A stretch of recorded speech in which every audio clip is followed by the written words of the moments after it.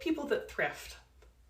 Oh, look, another mean girl from high school who probably sells some sort of MLM now, about to give me her opinion about how my life sucks and I have no sense of style.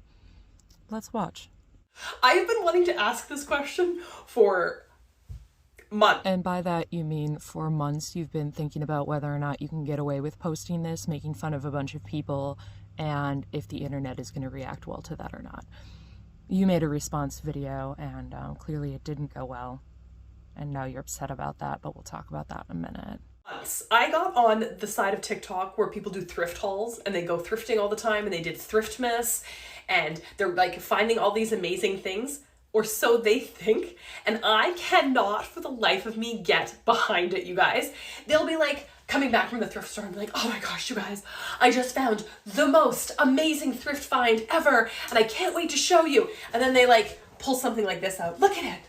Isn't it gorgeous? Oh no, how dare people find joy in things that don't fit your personal style. Not that you have much personal style to speak of. I mean, girl, you're doing this entire video in nothing but a white t-shirt. She's never heard of an accessory. She's never heard of personal style. Half of your videos are in nothing but a white t-shirt. In fact, when you made your response video... Hi. Hello, internet. Stained beige sweater. She is fashion, she is icon. Clearly, you are onto something that none of the rest of us understand. This commentary fully aware that I am posting from my farm account, in which fashion is not my most forward, but I also have an account in which I do makeup and costuming, and that is my full-time job, so I think I kind of know what fashion is. But let's talk about your fashion choices and why we make the ones that we do, and they're like better for the planet, for our wallets. Market in Ghana handles more than 15 million garments every week. The used clothes arrive from all around the world, starting off as donations. And these days, the people in Ghana struggle to make a living from cheaply made fast fashion brands. And over a third of all these donations ends up as waste in landfills and beaches. Cheap, poorly made fashions don't last here. Half the time they come in the mail and they don't fit right. And since people don't spend a ton of money on them, they just end up donating them. When they donate them and they don't sell, they end up getting shipped off. When they end up getting shipped off, they end up also not getting used. We ship off like 85% or something ridiculous like that of our fast fashion garments in the US. They're not even used here. And a lot of those garments come from overseas companies that are shilling you cheap, poorly made, plastic, nasty clothing. Kind of like the clothing that you're hawking here in this video. Okay guys, Shein sent me some like holiday inspired clothing. So yes, I rather buy a full-length wool coat secondhand for $12, which I have, than something from Shein for $50 that's laced with plastic and chemicals and is going to fall apart in a year.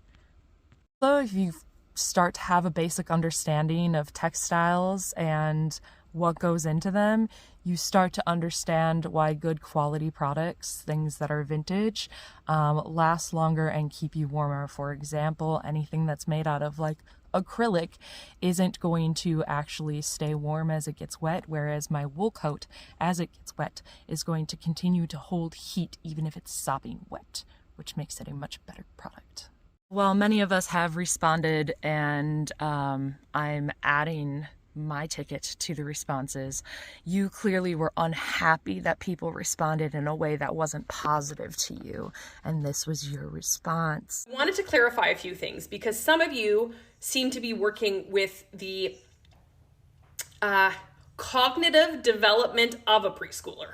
Wow, mature. You're going to insult everybody's style, tell them that they're stupid, and then you're going to come back and tell them they have the cognitive abilities of a preschooler. Sure, that's level-headed and totally emotionally regulated. Rage bait. Rage bait is when somebody comes on and makes a statement in an attempt to piss other people off. That's not what I did, you fuckwits. That's 100% what was done here, both in the first video when they were like laughing and acting like they were getting away with something. They're going to share their little secret with you, and then making a follow-up video in which you compared us all to toddlers if we, you know, thrift or don't agree with you, and then calling us fuckwits. So I hope you don't get that confused like you did with JCPenney because you're Canadian. Whatever the fuck that means. Anyway, let's finish off this video with an absolute fashion icon and thrift extraordinaire, my friend Julian.